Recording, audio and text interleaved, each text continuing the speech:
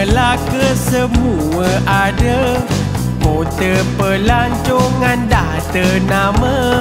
Air pantai menarik, budayanya cantik. Ada yang datang dan tak mau balik. Alamak tuan, ada bermacam-macam hiburan, dari cak-kucak ke dondang sayang. Medan berpantun orang Melaka, ada gelakau bergurau senda. Orang Melaka semua baik, walaupun nampak sedikit pelik.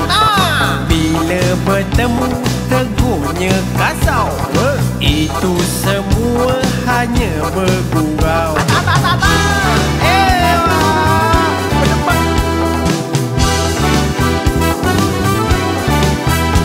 Kalau datang ke negeri Melaka, jangan risau nak tidur mana. Hotel ada, homestay tersedia.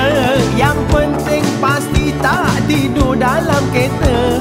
Cubalah makan asam pedas orang Melaka.